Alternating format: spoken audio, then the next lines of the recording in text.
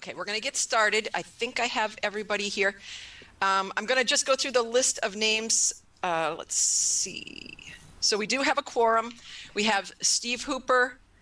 We have, I think Dave Payson was here a minute ago. Oh, he hasn't been brought in yet. Just 1 second. And Vicky Ayer. Okay, Vicky, let me just get these guys. All right, so I'm going to just list off the people that we have in the meeting right now. If I do not list your name off, then please let me know, okay? I have Vicky Ayer, Kirsten Klaus, Ken Colby, Anna Cody, Mary Ewell, Christina Germano, Steve Hooper, Dave Kirkpatrick, Nick Morton, Dave Payson, Conan Salata, Russell Zullo, Karen, Mike Branley, Claire, and Jody Turner. Is there anybody that I did not announce? Mary, did you have your hand up? Did you have something to say? No, you're all good. No, I just waved my hand, but okay. Since you said that, Jody, my last name is Ewell, not Ewell. Oh, Ewell. Okay, very good. Thank you. Yeah. But it is spelled E-W-E-L-L. Yes. Okay, cool. It's like you, like a female sheep. Yes. Oh. Yes. Okay, so we're going to get started because we have everybody that has been brought in as attendees. You guys are all listed as panelists right now. We're going to try to get through this meeting and hopefully everything will work out just fine. Okay, so opening. Cheshire TV relies on the strength of its members, staff, and board to work together. Over these past few months, we have all been educated as to the importance of following Robert's rules, and while there are clarifications in the bylaws, procedural guidelines, and minor updates to forms and methods, Cheshire TV has identified areas where we need to do a little bit better job. All of us need to know our part in the process, and this needs to start from the beginning. As I look back now, I realize how ill-prepared I was, as my experience on the Cheshire TV board is much different than any board I have ever been on. In the future, we must be upfront with anyone new to the organization and not assume that they come to the table with all the information required to fulfill their obligations to the organization. This goes for members, staff, and board. Forethought, strategic planning, and communication are key to the stability and the future of Cheshire TV. Living with COVID and the restrictions it has placed on us has required organizations to hold meetings virtually, and with this brings challenges. Our last few meetings, while not perfect, have been designed to offer people a chance to speak without interruption. This meeting has once again been set up as a Zoom webinar and will be recorded. And that's really so that we can make sure that we have the records correct, because right now we don't have a secretary. We have been working on our website to make it easier for you to locate information that you might find helpful. The video and minutes will be made available on our website soon after this meeting. What's different this time is that we will begin the meeting in an open forum where one person can speak at a time. If this works and we are successful, then everyone should be able to see the speakers and have an opportunity to speak as addressed by the chair. Please state your name, be addressed by the chair, but please state your name and then proceed to speak. Each person will have approximately 3 minutes and 2 chances to verbalize per motion if they so choose.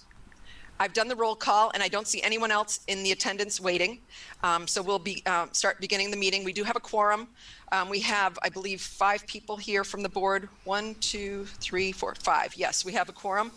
And we will have time for public input.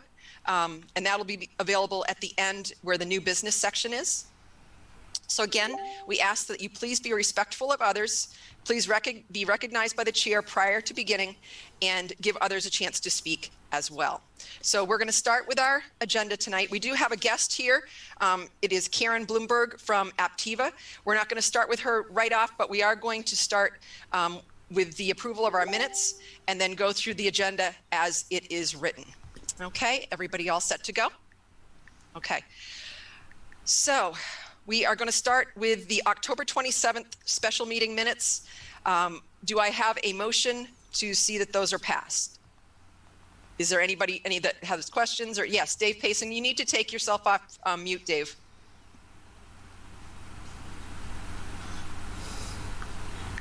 I don't think he heard you. He might have a problem. He sometimes has a problem with his internet. Oh, he's getting there, I think. There we go. Yay, you did it. Yay, Dave. Okay, Okay. All right. Yes, I guess. I move to pass these minutes. okay. So Dave makes the motion to pass the minutes of October 27th. Do we have Aye. a second? Steve Hooper seconds. Okay. All right. So we have a motion on the floor to pass the minutes of October 27th. Do we have any discussion? Seeing no discussion, we will vote. I'm going to go through the list. We have Ken Colby. Yes. Okay. Christina? Christina Germano? Yes. Yes. I'm sorry. Steve Hooper? I'm That's sorry. okay. I apologize. I raised my hand, but nobody called on me, so I'm not sure what to do next. I don't want to break the rule. That's okay. Oh, Lee, I'm sorry. I'm sorry. No, no, Okay. that's okay. Energy Lee, debate. I did not even see that you were here. You have your little thing there, and I When? thought it was a black hole. Okay, I do apologize. No, that's okay. It's the internet here is so bad that I'm not trying to do video and audio at the same No, time. that's totally fine. That's totally fine. I just did not notice it. Okay, go right ahead, Lee. So I just wanted to ask for clarification. We talked about this at the last meeting. This was a special board meeting that should have been given 2 days notice to the members, and it wasn't. And I just would like some explanation as to why we're having a vote to approve minutes for a meeting that never happened. Okay, well, I mean, if it didn't happen, if it never happened, then I'm fine not to pass, minutes on it. But I can't tell you why you didn't find out about it. I don't think we did it on purpose. It was just one of those things. I thought that we needed to have the board have 2 days notice, and that's what we did. So in the future, we will let the membership know if that's what we're supposed to do. But I was under the impression that the board needed 2 days notice. So I apologize, but that's where we're at. If we don't pass it, we don't pass it. Right. So if there wasn't a meeting, any motions or seconds or votes are void. Any action taken is void. It never happened. So I'm That's going fine. to ask what took place during the non-public session, Okay. but no one's All going right. to tell me. Well, So I'm so- not really sure what to do. So what I can tell you is I will open this up if the board is okay with this. Do I have any objection from the That's board? fine. I don't have an objection as long as we don't speak of any personnel Details. issues, which our closed sessions have mostly been about personnel. Right, right. So this was a meeting that probably didn't even need to be closed. It was to review hiring Nick Morton. I looked at it as a personnel issue because I didn't want things coming out if there was something that we found that was wrong. So this is why we did that meeting as a closed session. Maybe I was wrong, but I'm just trying to be careful because when it comes to personnel, I don't want things going out into the world that shouldn't be. So I feel comfortable not even having done that one as a closed session. I just wanted to make sure that the board approved, and we talked about hiring Nick Morton, and that's what we talked about at that meeting. So if we're okay with not using that as a closed session, I'm perfectly fine with it because I had nothing to hide, and I don't think any of the board did either. Does that work for you, Lee? He's muted again. I didn't mute him. He's muted himself. No, I'm sorry. I'm doing this as fast as I can. I I just know. wanted to be muted so that I wasn't contributing to the background racket. Yeah, no problem. So I understand what you're saying. I don't personally have a problem with. So the problem with going to non-public session is there's an extremely limited number of reasons it can be done. If you go into non-public session and it turns out that during the non-public nothing was discussed that would require it to remain non-public, then it just becomes public. And If you vote to seal it, there needs to be a motion saying why it was sealed. So in general, usually it's negative stuff that would hurt a person's reputation. Hiring a new person wouldn't ever be non-public under any circumstances. So I would say, unseal the minutes, let them become, public knowledge because hiring of staff at Cheshire TV isn't ever going to be non-public. Even the discussion of salary and benefits are public. That's stuff that people are allowed to know if they want. Okay. So, I'm really uncomfortable saying, oh, yeah, you didn't hire him because you didn't follow this one little technicality, because that seems foolish, because you could just have a meeting 2 days from now and rehire him. So my goal here isn't that, but to just try to keep it from getting to the point where it's just, sorry, and I'm going to wrap up real quick. It's alarming for me that in 15 years, there were all of 2 non-public meetings, and the past 6 months, there have been like 7. So as long as non-public meetings or non-public sessions are only for the reasons allowed by the Sunshine Law, and the sealing of the minutes is done in accordance with the rules, then, I think that's fair and reasonable. But anything that doesn't follow those rules has to be public. I'll mute myself now. Yeah, and that's fine. I do apologize. I know you don't want to hear this, but I'm just a very cautious person. I was not sure if something would come up at the meeting that somebody would say, that they didn't want him for some odd reason. So this is just me being cautious. Vicky, you had your hand up. Did you want to say something? I did, in regards to public and non-public. So negotiations for employees is non-public because, like Jody had said, something may come up and they have to discuss.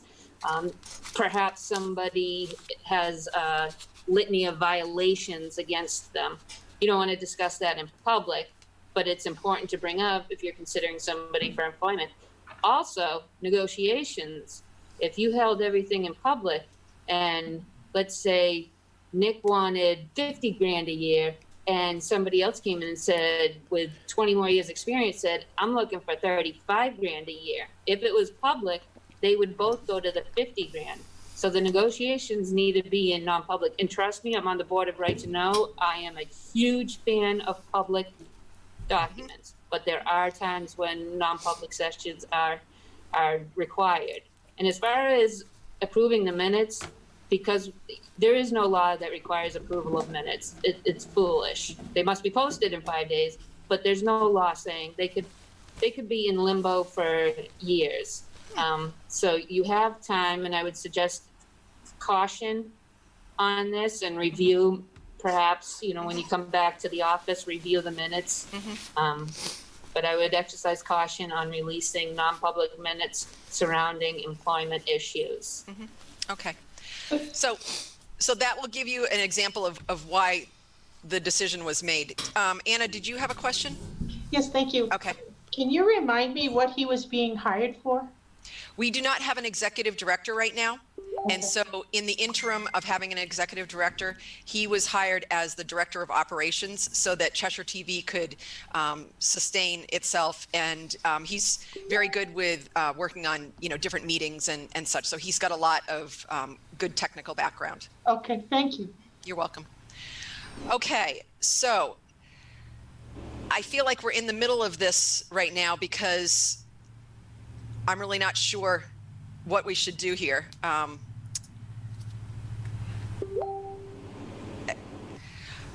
Maybe we should just table this for now and then review it and then come back to this at a later date. As Vicky was saying, it doesn't have to be voted on tonight. So maybe we can have a motion to just table it for a later meeting. If the board feels, or if you want to vote on it, we will take a motion, whatever the board would like to take as a motion. Christina. I think that's great information from Vicky. Thank you. And Yes. and I think with all of the work that we have to do, and because these minutes in the first 4 items of the agenda are approval of minutes, the fact that we either have or will make them public now that we have a little bit more detail on it, I would move to table approving these minutes, and that could be just some more housekeeping things, but we do have an awful lot of work to do. So I would move to table the first 4 items of the agenda, which are all in reference to reviewing and approving the minutes of October 27th, November 9th, November 10th. And then there were no minutes for the 19th because we did not have a quorum and it was really an informational discussion. Right. So we really don't have to, I don't think we'd have to approve that one anyway, Christina? Correct. Okay, so if it's okay that I amend it, that we're tabling the approval of minutes for October 27th, November 9th, and November 10th at this time. Is there a second? Okay, Steve Hooper. So Christina, Steve Hooper. Okay, is there any further discussion? Kirsten? Hi, can you hear me? I can.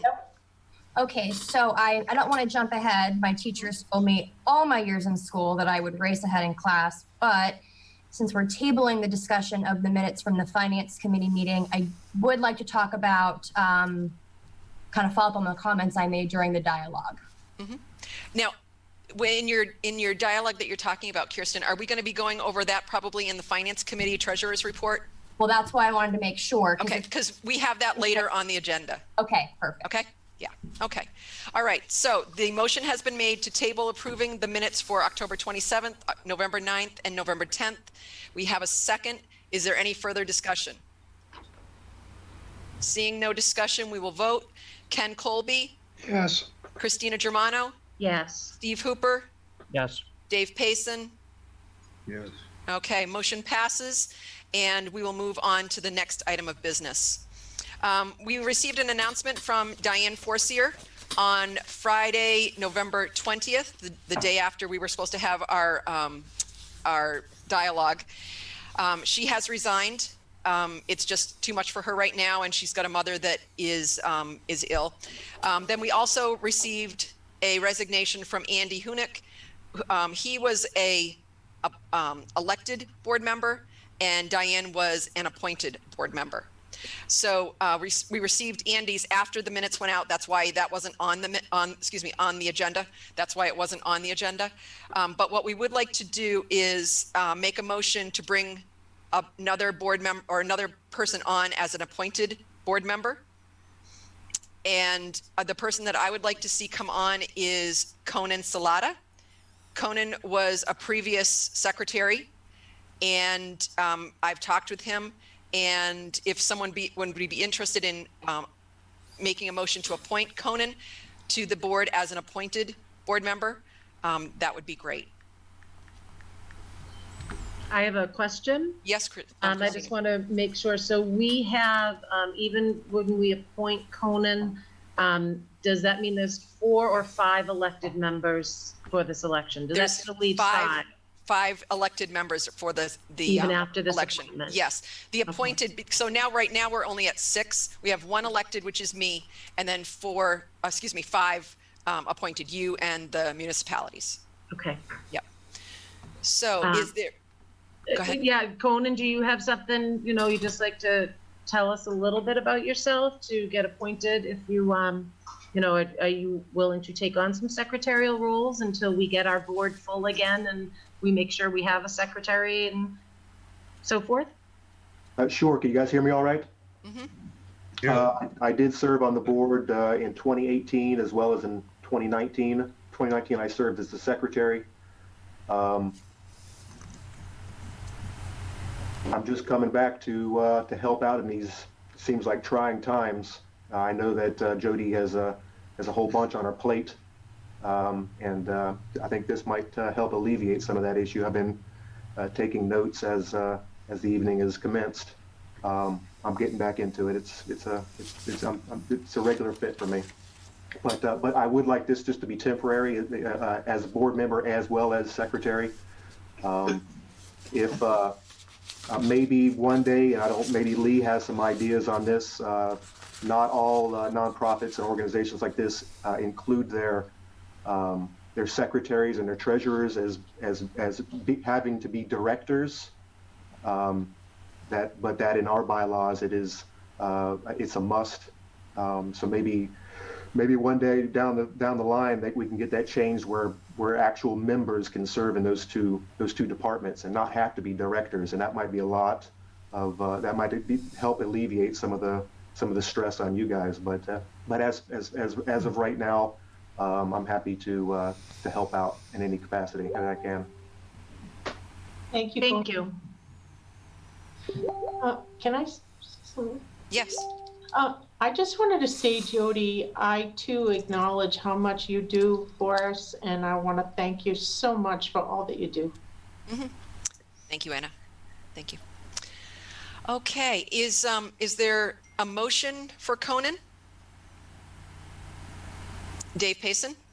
I move that we appoint Conan Salata to be a director of the board of directors. I'll As an- second as an- that.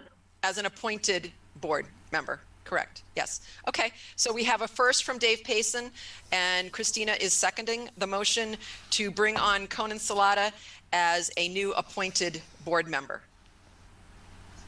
Do we have any further discussion? Seeing no discussion, we'll vote. Ken Colby, Yes. Christina Germano, Yes. Steve Hooper, Yes. Dave Payson, Yes. and I think that's it. Did I miss somebody? Ken. And Steve, Ken. Ken Colby. Colby. Yes, Ken Colby. Yes. Yeah. Okay, thank you. Motion passes. And so we now have Conan as an appointed board member, but we'd like to bring him on as the secretary. So could we have a motion to bring Conan on as our secretary? So moved. Okay, Ken Colby is making a motion to bring Conan Salata on as the secretary for Cheshire TV. Do we have a second? Second. Steve Hooper has made the second. So we have a motion to bring Conan Salata on as the secretary. It has been seconded. Is there any discussion? Yes, just want to thank Conan for stepping up. Yes. Thank you. Thank you, Absolutely. Thank you. Okay, let's see. Welcome back, Conan. Okay, but we have to Lucky take, you. we have to take the vote on this, I believe, still. That was just, that was the first part. So let's take a vote on this if there's no more further discussion. Ken Colby, Yes. Christina Germano, Yes. Steve Hooper, Yes. Dave Payson. Yes. Okay, motion passes. So welcome, Conan. Now you guys can say welcome. Welcome. Okay. All right. Okay, Okay. so I just wanted to let you guys know that we have Karen Bloomberg here from Aptiva HR. We, as a board, asked for their help back in, I believe, January or so of 2020. And what they did is they came in and talked with our staff because we were having some problems and we wanted to try to figure out what we should do. So they came in, talked with our staff, the board talked about it, and then things happened. Somebody got sick, we came into COVID, and all of this stuff kind of, went around. We did the best that we could. So we didn't make any decisions right off, but we were already talking about things back in the early part of the year. So Karen and her staff have come back in and talked with our new staff to try to figure out what we can do to make things better and to encourage the staff to do great things. So Karen, I'm going to give this to you. What I do have on the list, though, is you've done the staff interviews. You are going to be working with us for the executive director search and the employee handbook. Yes. Okay, Yes. you have the floor. Okay. So hi everybody. I'm Karen Blumberg Karen. with Adaptiva HR. And so yes, as you heard, about a year ago, I came in and did a lot of interviews to figure out what was going on. There were some issues and made some recommendations at the time, which I think I got submitted to the board. And then I didn't really hear much and figured, we would hear at some point. And then, Jody, you contacted me again, having read those recommendations. And in those recommendations, it seemed that what you guys were missing was really a strong leader, executive director. That Mark was real nice, but he didn't really have the management leadership skills that it seemed like the office needed. And there were some issues in the office. And so in talking with Jody about what your needs are now, it sounded like you're really looking for an executive director and, taking the recommendations of having somebody who is a strong leader and a good office manager, and also somebody who can do outreach and work with the community as well, are some of the important, bullet points of what you'll be looking for. So toward the effort of the executive director search, I did what we call employee engagement interviews. And those interviews were to, interview all the employees and find out a couple of things, how they were feeling at work, how the workplace culture was feeling to them, what was working, what are the things that weren't working, things that they liked about their job. Did they feel they got enough training to do the job that they were doing? How do they feel, working with their coworkers, things like that, just to see how they were doing at work. And there was a lot of really great positive things that were said. People really like the work they're doing there. They really enjoyed it. It's a passion. And the culture has some really positive things in it. And then there are some things that I submitted in the report that, could be improved and worked on in terms of the culture and how people were feeling in it. So the employee engagement interviews really do help drive the executive director search. I did ask them what they felt they would want in an executive director. And they were really, most people said they want somebody who's really open to innovation, that the field is really changing and technology is changing and has changed since, CTV started. And so they were really excited about somebody to come in with some new ideas, creative ideas about how to take public access TV into, the future. So that was a real common thing that I heard. And so we're helping with the executive director search. We submitted, I don't know if you've gotten it yet, Jody, from Jen, my colleague, but we created a job posting for you so that, to advertise for you. And some questions for you, Jody, interview questions. And we're waiting to hear about, where that is and how things are going. And then we also are updating the employee handbook because, from my understanding, it hadn't been updated in a long time. And that's my colleague, Jen, who's doing that piece. And that's about so far where we're at. I don't know if there's anything else that you want to know. Yeah. Kirsten? You got to take yourself. Yeah. Yeah. Oh, I'm so sorry. If you'd like, I can hold my questions until the board has completed the discussion with Karen. It's really informational tonight from Karen. Oh, okay. Hi, Karen. I'm Kirsten. Hi. How are you? Nice to meet you. Good. Good. Did you have a nice Thanksgiving? I did. I had some dog health drama, but it's all part of it. You look like sisters. So this is great because we've known about you guys at Activa and then formerly Thrive as I was kind of looking back through the Cheshire. Yes, we were Thrive. Right. Yes. So, but I do have some questions for you. So, has Adaptiva or formerly Thrive ever done talent acquisition for any position like an executive director or anything that resembles this before? You mean for this kind of a field in particular? Right. For this field, for a nonprofit PEG station and the role of executive director. I don't know that we've ever done specifically, an executive director search for a public access TV station, but we've done a lot of executive director searches for profit, non-for-profit, all kinds of creative businesses. We work with a really large variety of businesses, actually, from mental health hospitals to very small creative businesses to restaurants. I mean, what's interesting about the work that I do that I like is I get to meet all kinds of different people in different kinds of businesses. So we felt really comfortable being able to, do a search and partly, the employee engagement interviews and also interviewing Jody were to find out, what the culture is like, what exactly you do need, so that was part of the research that we've been undertaking. Yeah. So the executive directive, while it is true that there is a management aspect to it and the workplace culture cannot be, it's very important. The job itself is highly technical. So my question to you would be there's the side of it, well, we want someone who is personable and has flexible management styles and can do conflict resolution with staff, but then there's, do they know how to run a TV station? Because it's like a plug and play. So can you describe on that side what information the board gave you in terms of qualifications someone must have when you're searching for them?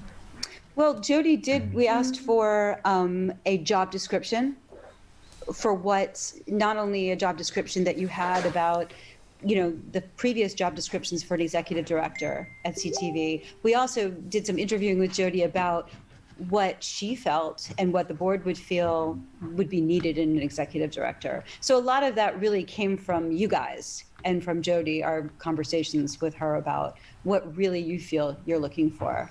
I do have to say, though, behavioral management consulting is something I do a lot of and have done for a long time. And when I consulted last year at CTV, all the issues that were going on that were making work a very difficult place to be were really because the person that you had in the role wasn't a manager in any way, shape, or form. And it was really contributing to a lot of the issues and the personnel issues. Sure, I understand. Yeah. But I guess what I mean is that there are technical systems in place where if you get a phone call in the middle of the night, you're going to need to know how to troubleshoot problems with whether or not the channel is broadcasting television. So that is the thing I want to know. I'm talking about, like, not are you a good manager, but are you looking for people who've run PEG stations before? Are you familiar with this industry, that kind of thing? Surely, and that's all in the job posting and job description.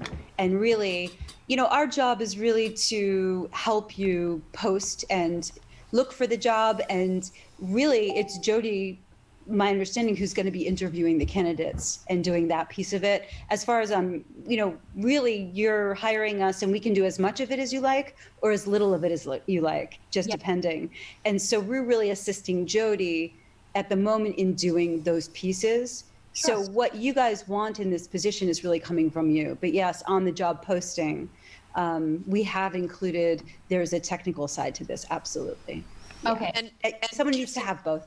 Yeah, and just to clarify too, the only reason that she keeps bringing my name up is we haven't had a chance. We were going to do this at the November 10th meeting. We haven't had a chance to establish a search hiring committee, which we want to do tonight, because I don't want to be the only person that makes decisions on finding somebody as an executive director. We know that there's a lot to it. I'm sorry, just one second, Christina. Yeah, I just wanted to kind of point to that the search committee is number 10 on the agenda to kind of put that together. And, yes, there's a lot of technical knowledge that is needed, but from being in the depths and pulling my sleeves up, there is definitely a need for someone that does have management and some financial acumen and so forth, because right now, without an executive director, the board has been pretty much doing the day in and day out, the banking and all kinds of things that the executive director is going to need to do. So, and I think as a board, there will be discussions, but I'm looking forward to seeing what a search hiring committee of the board will look like, because I think all of these pieces coming to play and being able to work with Karen as a team, as opposed to you being the only point person, will be a really positive thing. Yeah, and we're not crafting who you're going to have. That comes from you. We're just the person who's putting it together for you. So we're really taking our lead from what you're telling us you feel you need and want. And also, to that point, what the person also needs to be able to do to be a good manager is create workflow and work systems, because in the employment engagement interviews, there are some issues in terms of how the work is done, organization, that isn't happening, and workflow. And so those are going to be important skills as well to get the office really working well. It's really vital to have an excellent executive director. This is very important to Cheshire TV. Sure. I just have a few more questions, if that's okay. I'm not trying to take up too much time. So, Karen, what salary did the board give you for the new ED? The salary that I was given was between $50,000 and $60,000. Awesome. And I had asked for us, if it wanted to be more narrowed down, and I was told not yet. So again, the job posting I don't think has gone out yet. It hasn't gone for final review. Okay. You guys will review it, but that's what I was told to put. So that's what we have. And then this question, thank you so much, Karen. And then this question, I guess, is for you, or perhaps more appropriate for the board. The relationship between Cheshire TV and Adaptiva, is it a contract or is it pay as you go? What is the financial relationship? with hiring Adaptiva? It's Adaptiva. Oh, I'm sorry. No, I know it's a really complicated name. We had to give up Thrive. We didn't choose to. Is it like, so. is it Adaptiva? Is it Adaptiva? We're adapting to it, to Adaptiva.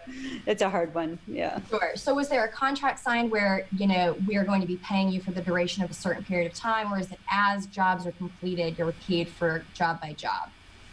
I can answer that, Jody, if you want me to. Go right ahead. We basically, you know, made a bid. We were, you know, things were chosen that we needed to do the employee handbook, the employee engagement interviews, and the executive director search. And we put a number of guesstimated hours, you know, that would take us. And then we put a price tag on that piece of work with the understanding it's a little give and take. It's a ballpark, but we could pretty much try to keep it within a certain amount that we bid on. And that was agreed upon. We've also talked a lot about you can add to the services, which is going to increase the cost. So we can do as much of it as you like, or as little of it as you like, or any in between, and we can adjust it as we go. But really, yeah, kind of thing. Yeah. Yeah. Oh, so cool. I think the board was trying to be cautious. We know that we have work that needs to be done, but we aren't willing to spend a ton of money, but we wanted to spend what we needed to get to where we need to be. Right. Sort of along that vein, Jody, in terms of, and I love that your company, Karen, you know, you kind of like the man of many hats. I think that's great. But in terms of just talent acquisition, Jody, did you get competitive bids for other companies to do talent acquisition, or how many different options did you explore? Right. We went with Aptiva because when we were looking back in like January or February, they came in at the very lowest that we could find, and they're a local company. And so the board felt that we were comfortable going with them again.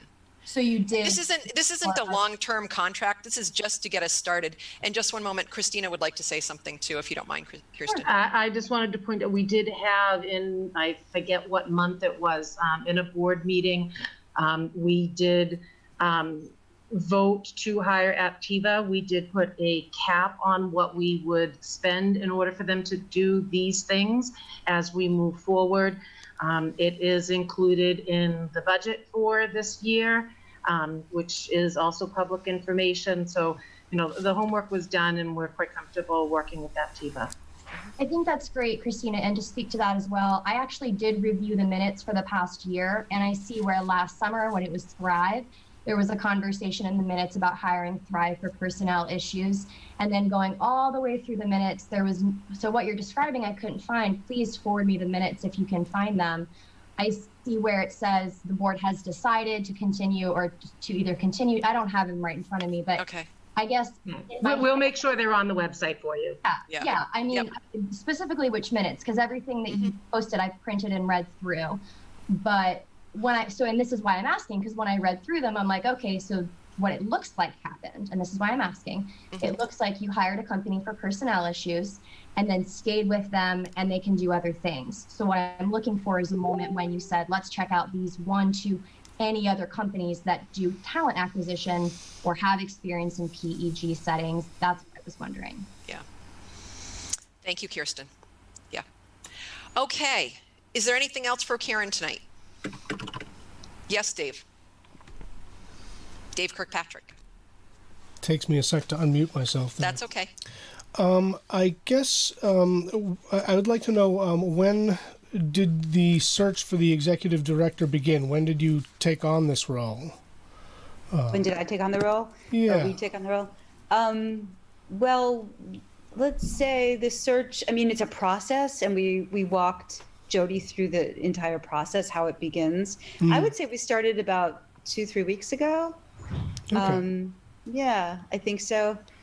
And there's a lot of pieces, and again, there's a whole process that we outlined and sent to Jody of how we go about the whole process. So we're in phase 1, I think, still of the process, and I think phase 2 will begin pretty soon. Yeah. So when she's saying that we started 2 or 3 weeks ago, that's when the interviews started, but we did approve it at least a month or so ago. I'd have to say, I'd have to go back to the minutes too and see which meeting it was, but I remember the vote on it. So we contacted them as soon as we had the vote. Okay. So. Well, I'd like to ask then, so you had nothing to do previously with the ED search. It started and it stopped for a while, so you weren't involved then.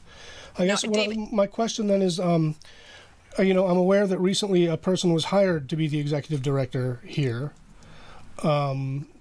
And that, I guess I'm curious as to the process as to how that happened. We've been talking a lot tonight about the skills and the qualifications that you're aiming for now that Adaptiva is.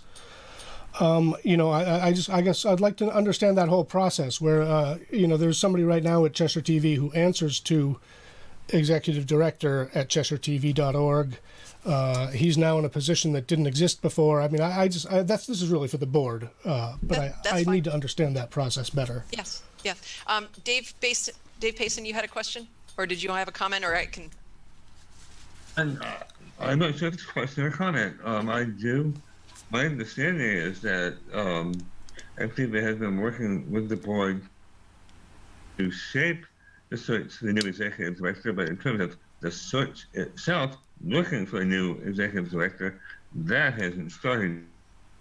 In the context of Dave's Kirkpatrick's most recent question about the current interim director, that person was hired as an interim director to fill a gap. They will not, as far as I know, be applying for a job as the full-time executive director or the continuing executive director. It's a stopgap. Right. So he is an interim, Dave. His title is Director of Operations, and we needed somebody at the station that had technical skills, and Nick had the skills that we were looking for. So he was hired as an interim executive director, and he's now the operations director. He is hired as the Director of Operations in the interim of not having an executive director. Okay. The email, we only have so many emails that we can use. And so we felt that instead of having a name, it would be best to have executive director so that when the new executive director comes in, that it will be flawless and it will go through to the executive director. You have unlimited emails you can use, but okay. Oh. No, well, not really. I mean, it costs money to add all kinds of different names and things like that. So we were trying to be careful on what we were spending. I maintain a website. You can have 1 million emails at your domain. That's not a problem. Anyway, I think that's what I wanted to ask. So thank you. Great. Christina, did you have something to say? No, all set. Okay. All right. Very good. So if we're all set, anybody else? Okay. If we're all set, thank you very much, Karen. It was great having you come on board and talk with us. I'm glad that we finally got this started. It's been a long time in coming, and I feel that we're headed in the right direction. Yeah. So great. Thank you. Yeah. Thank you very much, Karen. You're welcome. Nice to meet you all. Thank you. Yes, nice to meet you. Okay. Would you All like right. me to stay or?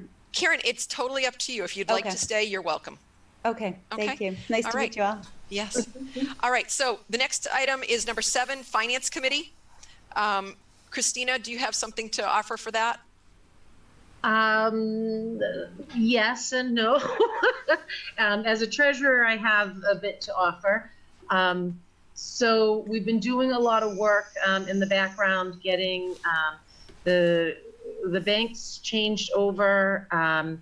There was a hiccup with Rust and Company, who does our bookkeeping. They lost access to the bank account because our previous executive director had provided their own logon instead of a limited logon. That should have been just informational. Christina, just to clarify, that was the real executive, the one not that had been here for a while. Yes, right. Mark. Right. So we got that cleared up. We got Rust and Company a logon so that it's informational only, that they don't have the power to do ACHs and wire transfers, which is a good controls thing. I wanted to let everyone know we also this past week submitted the annual report to the Secretary of State. It is a different annual report than goes to Cheshire TV. It does include a copy of our tax return, the audited financial statements, and Joe Bendiski, when he was on, I think I said his name right, when he was on the board and the previous treasurer, did have the foresight to file an extension for that and to pay the $75 filing fee. So we were in good shape there once we got everything approved through the city and so forth to get the Secretary of State filed. So that's all in good shape. And Christina, can I just say that that information is available online if anybody is interested in looking at it? I believe that the state posts it. Yes, it's all public information, the tax return with details, yeah, and the financials, and the certificate of good standing in the state will all be there as well. So we've been doing some of that work. We don't really have a finance committee right now. It was myself, Joe Bendiski, and Andy Hunek.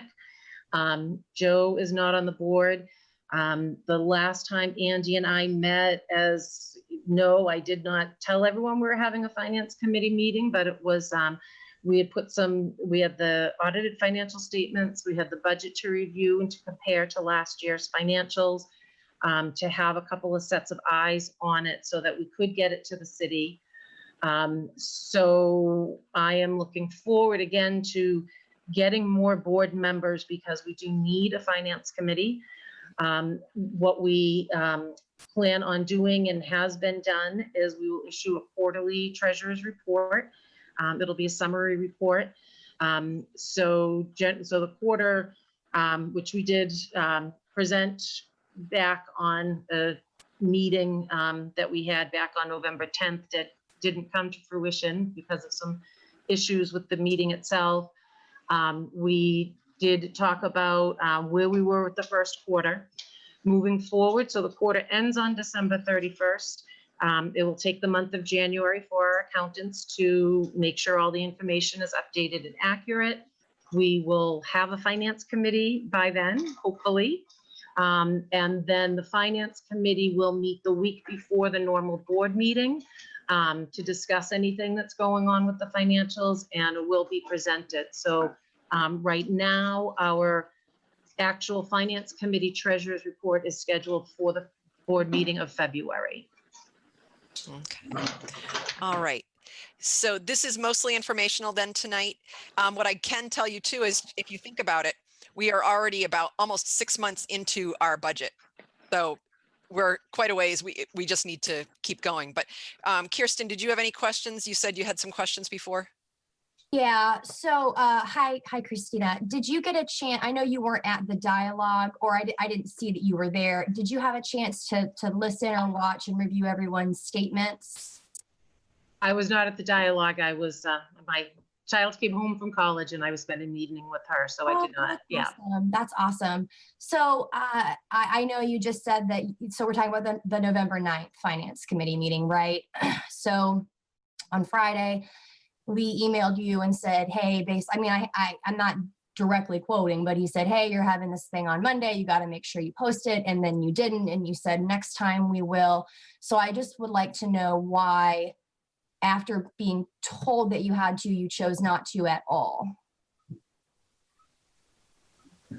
What was not posted? Monday the 9th at noon. I was available. I would have participated in a finance committee meeting, even just to sit and listen, to be more informed and have more information. And so it's kind of awkward because I guess I'm asking you right out, why did you make that decision? So can I answer something, Christina, before you start? I would like to answer it. Okay, that's fine. But I would like to say something after. Of course. Thank you. So we did have, like I said, it was an impromptu finance committee meeting because the board was meeting. We needed to review. There were 3 or 4 months leading up to that point. There was, we needed to look at the budget. We needed to make some changes to the annual report that the city asked for some more detail on our cash position. So we put that together. And we did not have a Zoom meeting. We met in Keene. The one request I got was from Lee, and I told him, please join us at the Oval at Keene at noon on Monday, I believe it was, if he was available to do that. There was absolutely nothing trying to hide anything. There were some reports we needed to get to the city, and having a limited board and having the several previous meetings not being very productive whatsoever due to quite a bit of contention and other things going on. We did meet. I had just got my QuickBooks log on, actually, I believe on that Friday, so that I could even go and print some first quarter information to see if we were close to budget, to see what was going on. So all of that information is public. It is available. Between November 7th and November 9th, we were under a gun to get some finance things done. So it was not an intentional oversight to not send a email out to all members to say, join me on the Oval in Keene, but we are working on this. We now have this platform for Zoom that I will ask Jody to help set up. So when we have our future finance committee meetings, they will be Zoom and not face-to-face for now till we get through this pandemic. So what I would like to say is we are making some changes. We are setting, the next item of business is just mostly informational as well, but we are going to be having a calendar on our website so that people will know about meetings that are coming up. And we are going to be doing things to hopefully have people more aware of things. What I can tell you is I've talked with Joe Benzinski, who was the treasurer for quite some time. I've talked with some other previous board members, and they say they never remember inviting anybody to these meetings except for the people that were on the committee. I'm not saying that's right. I'm not saying that's wrong, but what we do plan to do is have a calendar so people will be aware of the future meetings that are coming up. Perfect. As far as financial documents, others and myself have requested different types of financial documents. We don't have them. So I guess I'm going to ask again, is there a way we can get P&Ls? Like, I know you've been getting, like, we've emailed back and forth, you've emailed with Lee. So can you tell me, like, I want to see spending trends, because there has been so many in and out, right? Like Jody, you've talked about how things have been really crazy, right? But not financially. Okay, well then I would like to see the P&Ls and I can, certainly provide a little more detail. So the board's, I believe our board feeling is if somebody is asking for it, we will make it public and put it on our website. So we don't feel that one person, if one person's asking for it, other members should be getting the information as well. So we do have our annual report and we do have our budget on our website, and we will have more information available there as well. Christina, you can talk about the P&L, but we want to provide information. We just want to make sure that the information that we're providing is information that we should be sharing. Christina. Yeah, from a financial control standpoint, just opening up access to QuickBooks to 50 members is not something that we're going to do. We will, according to the bylaws, issue a quarterly financial statement. Like Jody said, the budget and the annual report are on there. Any board member, any of the municipalities do have the right to ask to examine the books in detail. That is not something that we have found anywhere, either in the state of New Hampshire or our bylaws, that financials are 100% open to members. It's not that we're going to hide anything, but it will I have, almost 40 years experience as an accountant, and many of them with nonprofits. And if you just put out information that has not been reviewed, so a perfect example is the first quarter financials that I did share in that November 10th meeting. There was a very significant error, if you will, but a reclassification that needed to happen. So if I handed a P&L through the end of September to the members, it appeared that there was a $7,000 loss on the quarter. What needed and needs to be reclassed, and only the hired accountants can do these kind of journal entries, is there was a $22,000 invoice for our Nexus system, which is part of a capital budget, not an expense budget, as well as an approved computer that came in for $2,799. Accounting principles say that anything that has a useful life of more than 2 years and is over $2,500 is capitalized and not expensed. So that's a really perfect example of, if I just printed a P&L and sent it off to the members for the end of September, it's going to raise a lot of eyebrows and, oh my gosh, we're $7,000 in the red, when really, in fact, we were 14,000 something profitable, and looking at that, tying it to the budget. So part of my job as treasurer and reviewing financial statements is looking for anomalies. So if there's something that doesn't look like it's jiving with the budget on a quarterly basis, or something that stuck out so huge right there that there wasn't, a computer expense for $22,000 was part of the capital budget, that is my job. That is my role. I will share all the information, but I'm not going to give members 100% as soon as they ask access to print off a P&L and give it to you if I'm not confident that it is accurate. Okay, I understand what you've said. Jody, can you see that Lee has his hand up? Oh, I'm sorry. No, I did not. Sorry, I think Nope. it just happened. I Yeah. don't want to be the only person talking, you know what I mean? Okay, so you're all set, Kirsten? Okay. Yes, Lee. Hi, thanks. I hope everybody can hear me. I appreciate, can everybody hear me? Anybody? Yes, yes. Yeah.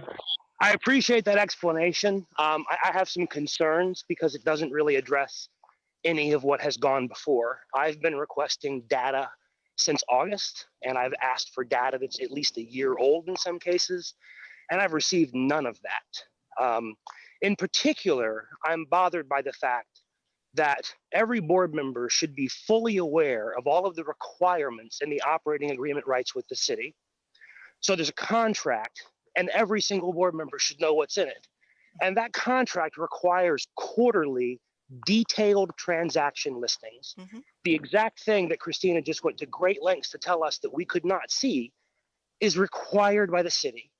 And when I ask for something like that, and then I follow that with an email explaining why I need it, and the reason that I need it is because I've glanced at the budget, and after making 11 of those things over the years, I see serious problems right out of the gate. The problem that I think needs to be addressed before anything else happens tonight is why and how is it that a person who has every right to request something that should already have been done per requirement from the city. So not only are you guys failing to keep that agreement with the city, you're then telling members who have a right to ask for it, no. And it isn't for any of the reasons Christina just mentioned, because I was asking for things from last year and those things aren't relevant anymore, except for someone who knows what they're doing to compare historical trends to current budget plans. We've got a budget that doesn't have any room for error. Having done this for so long, I can tell you that there were months where I put my own money in the bank to cover things. That's how tight the budget is. And I'm looking at a budget that has been presented to the city in an FOP meeting, albeit a draft, and to some degree the board, that is absolutely not based in the real world. You're talking about hiring an executive director at a $60,000 a year salary. You've already hired 3 new staff members, and no one has done a resource capacity analysis to determine what labor requirements you have and can you afford to pay them. In short, you are writing checks you can't cash. And I'm telling all of you right now, when a member, especially someone who is a recognized expert in the topic, says, please provide me with data that I am legally allowed to have, the answer should be yeah, tomorrow, not no, and here's why. And I want to also further add that while I appreciate everything Christina said, I want there to be no confusion. She was told well in advance that all meetings had to be public. That meeting wasn't impromptu. It was scheduled 4 days in advance. I'm telling the board of directors that you have a person on your board that violated the bylaws knowingly. She did it because she's mad at me. She knows that I can't just come to the Oval. And in any case, you don't just tell one person, you tell the whole membership. Right. And there needs to be no more discussion about what things used to be. I used to be 140 pounds. I'm talking about last week. I'm talking about 2 weeks ago, not 4 years ago. If Joe Benzinski didn't invite members to come to Finance Committee, shame on him. He knew better. And board members like Ken Colby and Dave, who have been around for a while, I don't understand why you guys are acting like you don't know how things are supposed to go. Some of you have been involved with the renegotiation of that contract that went on for over 13 months. To now say that you don't know what's in it is just, it's shameful. And if the members were paying closer attention, these conversations would happen more often. And I think you're seeing that as members start paying attention, they have valid questions. And their valid questions aren't being answered. They're being given platitudes and being told things that are flat out not true. So I'm going to ask in front of everybody one more time, can I see detailed expenditure reports for the past 16 months or not?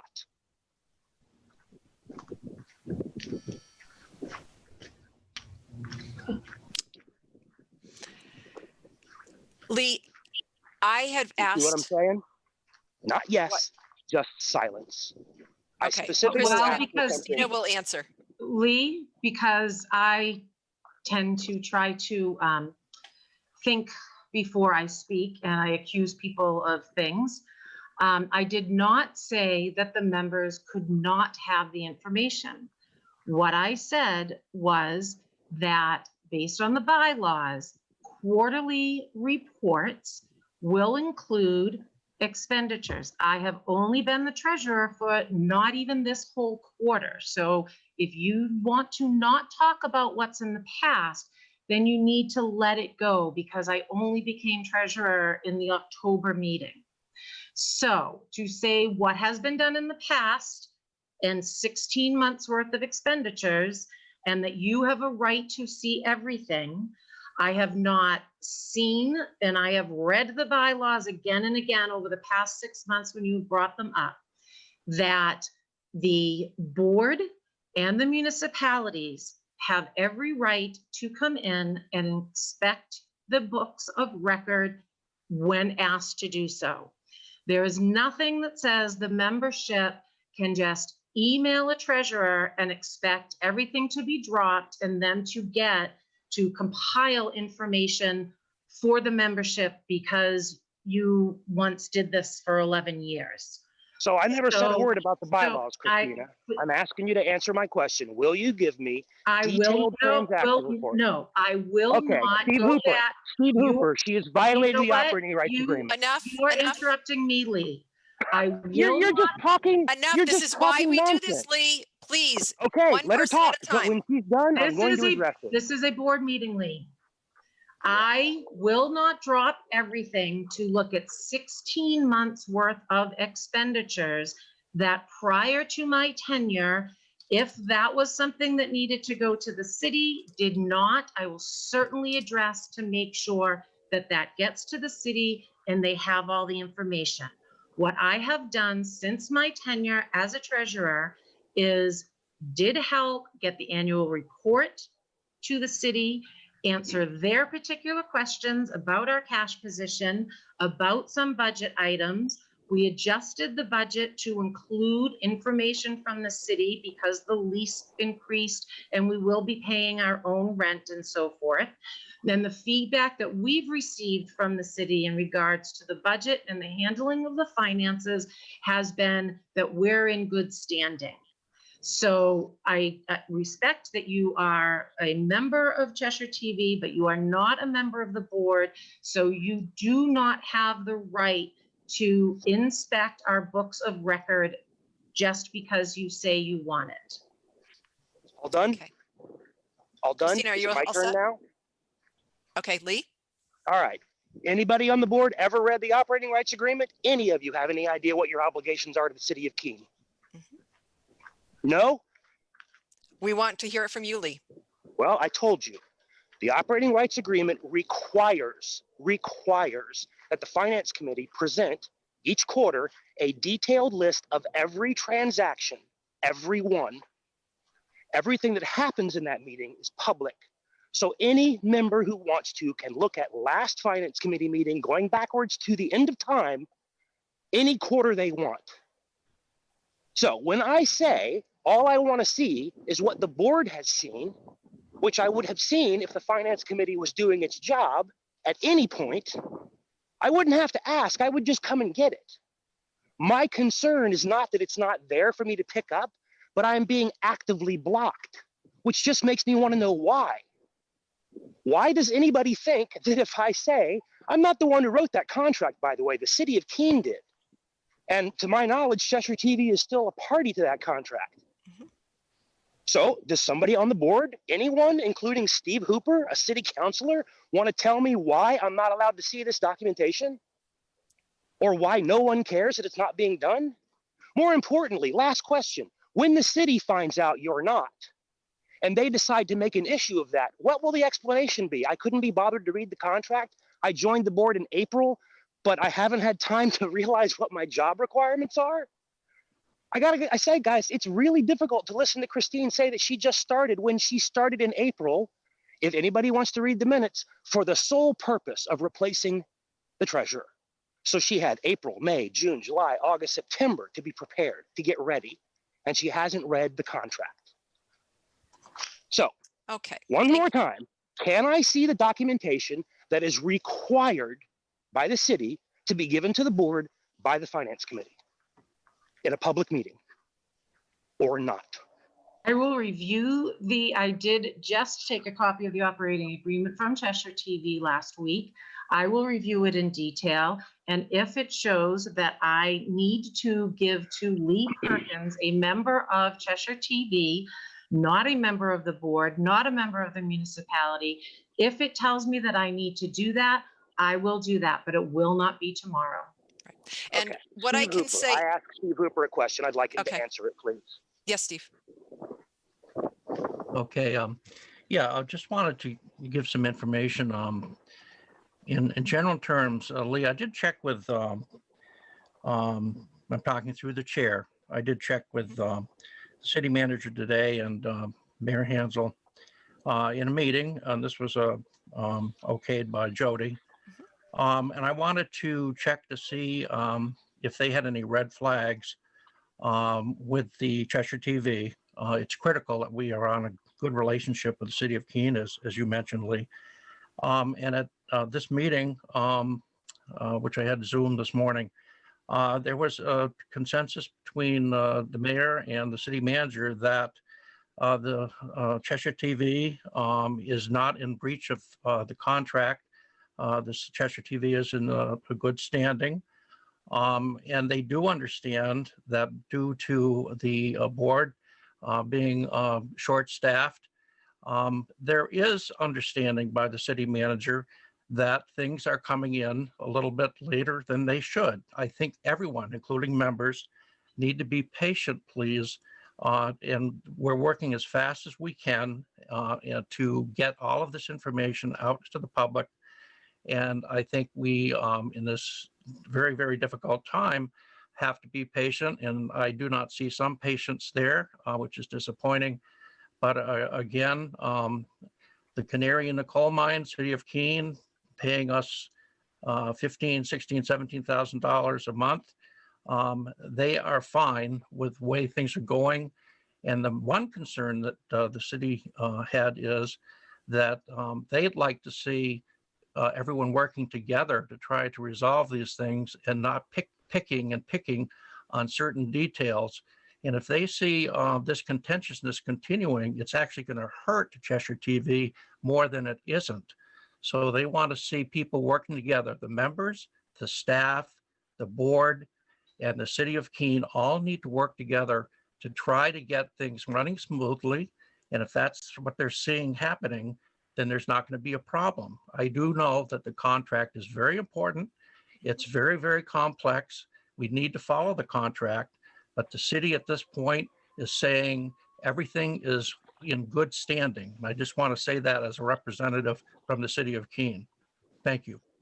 Thank you, Steve. All right. So I thank all of you for all of your input, and I'd like to move on if we could. And the next item of business is the Operations Committee. I'm just going to talk just a little bit about that, mostly informational. Nick Morton has been working on our website. This was very outdated, and so he's been making some upgrades on it, not financially, just upgrading where things are located, setting up a calendar, and doing a little bit more so that people can find information a little bit easier. And then what we're going to do is we are planning to make up notebooks for all of our staff and board. And if members are interested in information as well, we can send out maybe an electronic version. But we want to make sure that everyone is aware of all of the documentation so that everyone is aware of how decisions are made and what the expectations are. So this is part of what the Operations Committee is working on right now. Okay. All right, the next one is the Nomination Committee. Dave Payson, I don't know if you want to talk about this a little bit. What I can tell you is the nomination deadline was November 25th. We received all of the nominations back in and the ballots were sent out on Thursday, the 26th. We did have a problem with Jody Newell. Apparently the information had been entered into Facile incorrectly back in November, and just by chance she's been getting emails, but they weren't linked to her account. So when we went to find out if she would be acceptable as a nominee, I didn't find her name on the account. So we did some research and we did send out a corrected version. We apologize. I hate sending out corrections, but we did send that out so that she was included on that list. What I can also tell you is Vicky Ayer was on that list and she submitted a request to be taken off from the elections. And what I would like to do right now, she asked me to do this too, is to go ahead and read her her withdrawal. So this is what she stated. After I announced my interest in serving on the board, I began reading bylaws, policies, and some minutes to educate myself in preparation, as I know nothing about Cheshire TV's board responsibilities. I also asked questions from the members, including board members, about the current issues before Cheshire TV. It is clear everyone wants the best for Cheshire TV. It is unclear of the direction headed. I listened to terms like slander, libel, wrongful termination, lawsuits, and casting blame on individuals by name. The thought of my name being involved has weighed heavily on my mind. It is extremely difficult to deal with aftermath of slander and libel. Frustrated words get spoken from time to time, but should not slip from criticism to slander. Criticism is only a useful tool when accompanied by suggestions. In light of the current tensions and resignations of members, I do not believe volunteering for a board seat is my best interest. I am withdrawing my election. So what I will be doing tomorrow and in the minutes is stating that, and I will be sending something out to the board members to let them know that Vicky has withdrawn her place as a nominee. So the other thing I just wanted to mention, Christine, I'll be right with you. I just, sorry, point of order, Madam Chair. Yes. You said you would send an email out to the board members that she is withdrawn, but you will send an email out to all members that she has withdrawn her nomination? Yes, because they need to know that if they're voting for her, it's not gonna count really. So we did send a corrected version out on, let's see, I think Friday, the 27th. And then anybody that did not we didn't have an email for or bounced back, we physically mailed them a copy. I know it says we don't have to do that. It says that if we don't have their email, then that's the way it is. But after seeing what happened with Jody, I didn't want to see that happen. And so we physically mailed out 10 ballots to people that were not able to receive things by email. The deadline for the ballots to be returned is Monday, December 28th. And the announcement will be made December 29th. Okay, so Dave, do you have anything to add to any of this? Joe Benzinski is the Inspector of Elections. If you have questions, you can contact him. But Dave, do you have any input on this? Yeah, at the moment, I don't. I expect the election to move ahead as scheduled without problem. And that's about it. I'm sorry that Vicky has decided to withdraw from the candidates for elections to the board, but so be it. That's really all I have to say about this right now. Yeah. All that I can say is I'm really happy to see the candidates that have stepped up, and I think you have a good field to choose from. So I think whoever we choose is going to be a good, strong board. That's my feeling. Okay, so if nobody does anybody else have any questions? Yes, Dave. Yeah, is Joe, in fact, the Inspector of Elections? Yeah, and he was supposed to be here tonight. I'm not sure where he is. My understanding is he's not responding to members on this. I believe members have asked and requested info and perhaps even protested this election, and he has not responded. I would like an explanation for what's going on. I was not aware that he was not responding. So I've talked with him several times about the election, and he's been there every time that I've asked. So Like I've received no communication from him at all. He should be handling the whole thing. he should be. Yeah, he is. So- I mean, yeah. So how come I'm getting stuff from you? I mean, you must be talking to him about that. What's happening? Joe is 82 years old, and I'm helping him by doing the administrative part for him. So he makes the choices, he makes the decisions, and I am the administrator for him. Who certifies the candidates? He does. He does everything. He's the He's inspector of done that? elections. Yes, he did. Okay. Yeah. Okay. Anything else regarding the nominations? I see no hands, so we're going to move on. Okay, so number 10 is forming a search and hiring committee. I really feel that it's important to have a search committee and not just one person.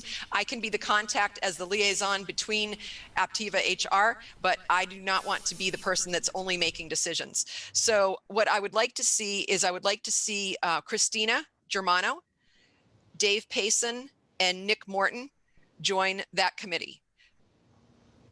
Do we have any kind of a motion or any thoughts on this process? What were the names again? I'm sorry. Christina Germano, Dave Payson, and Nick Morton. Okay. And I've talked with all of them. They're all on board. So if we are interested, we should make a motion to start a committee. Christina? I would like to kind of just put it out there. I think right now, and I'm not sure how we would do this, if it would be for the time being, the communications and keeping the ball rolling, looking for this executive director, we need to not stop it right now. But I would like to, once we get a full board, perhaps revisit, and I would be happy to not be on the, committee for search and hiring. But because we are limited to 6 board members right now, we don't want it to stop. I just wanted to say I'd be happy to help with that communication and looking over the HR items, which I have in my wheelhouse and in my experience.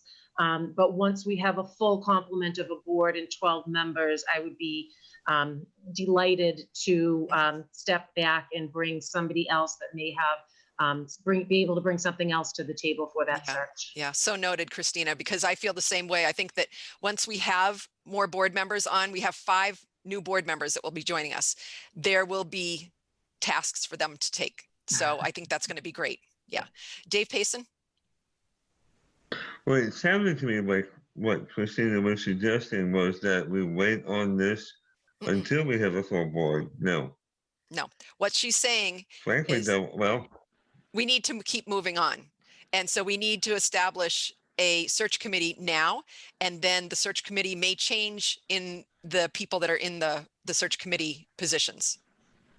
Yes, Christina. Yeah. What I'd like to say, Dave, is that for the interim, because there's a lot of defining what the job description is and some things that are prior to actually getting in resumes and interviewing people and doing backgrounds on them, that this early part administrative thing I'm happy to help with.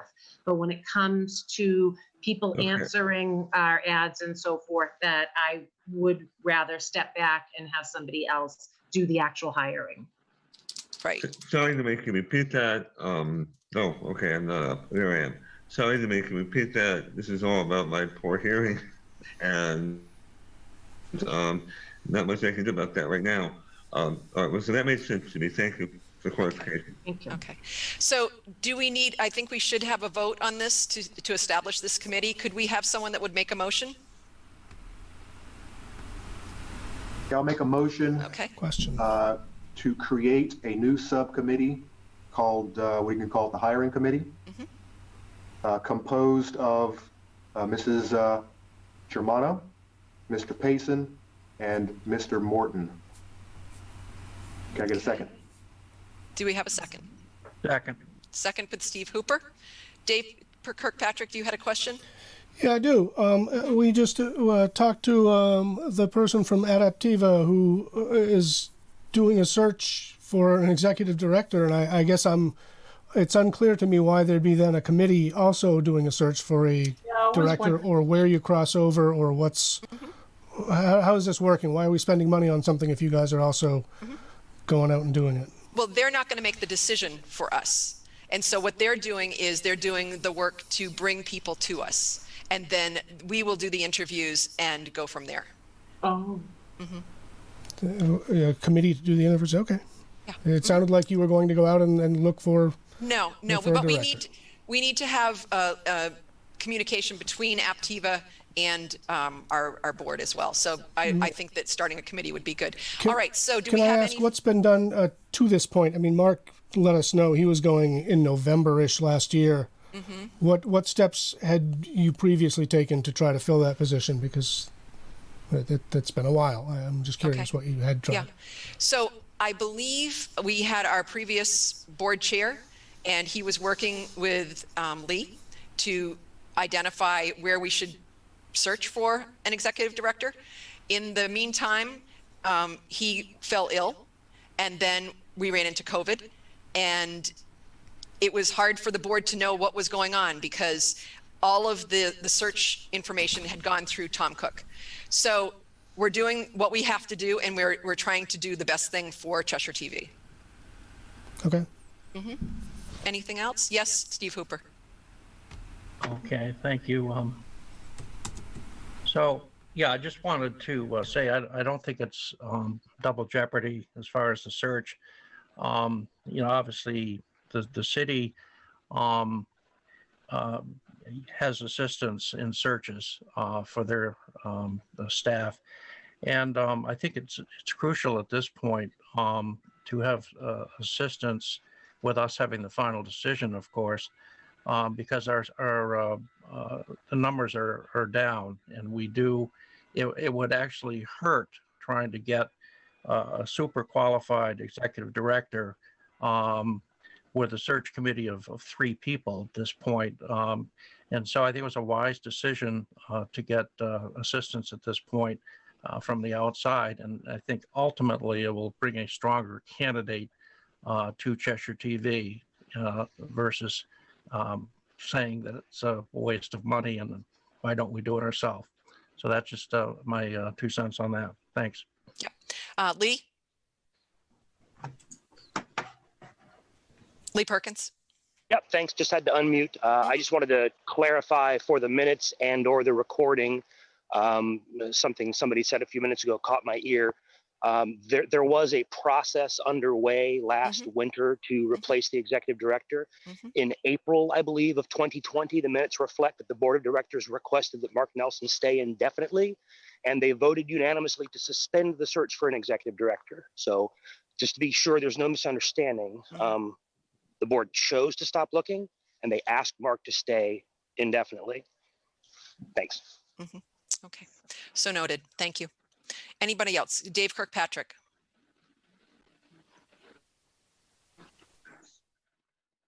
To me, like you did, in fact, do some looking then.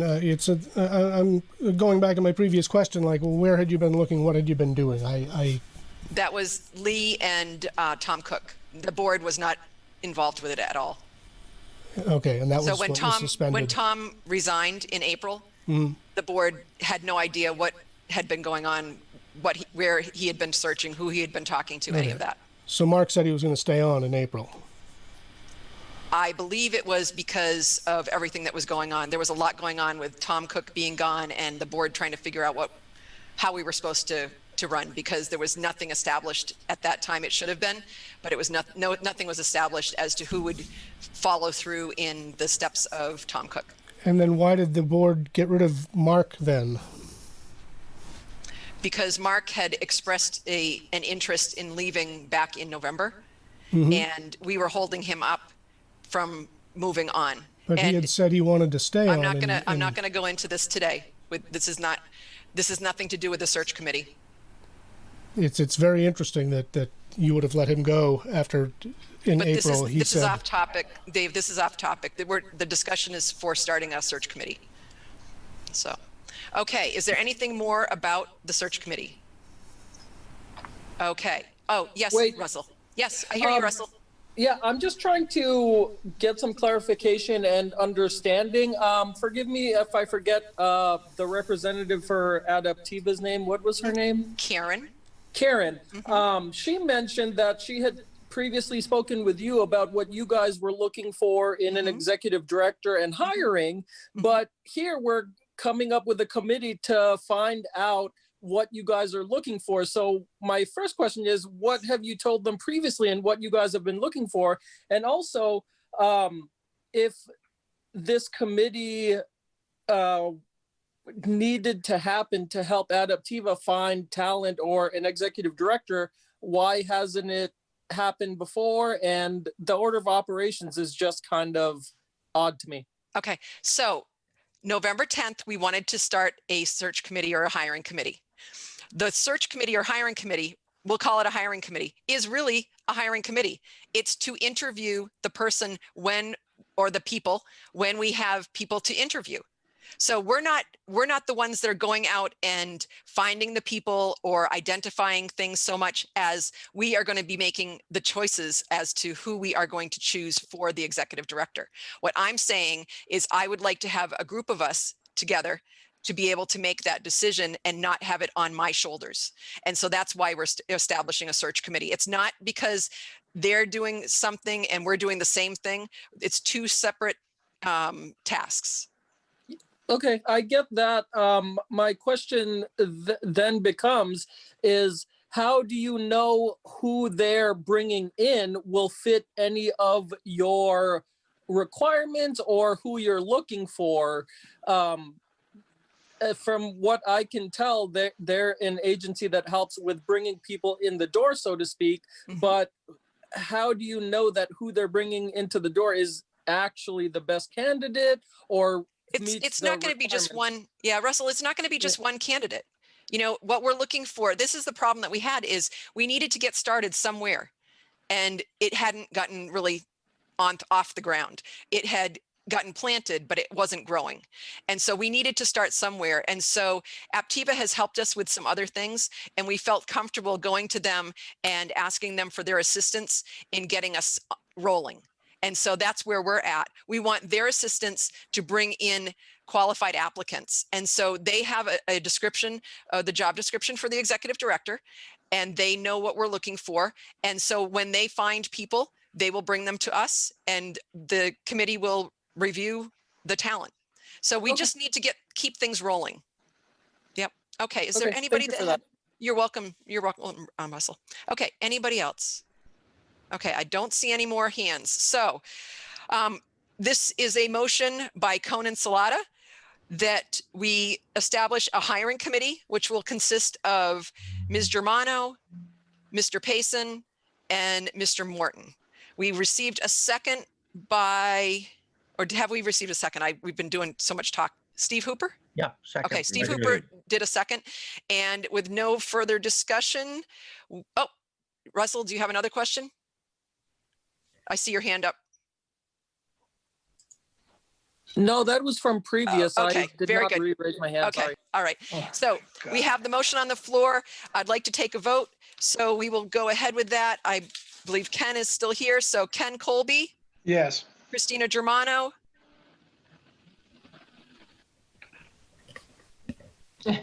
Yes. Steve Hooper. Need to get the mood. Yep, Steve Hooper, Yes. Dave Payson, Yes. and Conan Salata. Yes. Okay, motion passes. So we do have a hiring committee established now.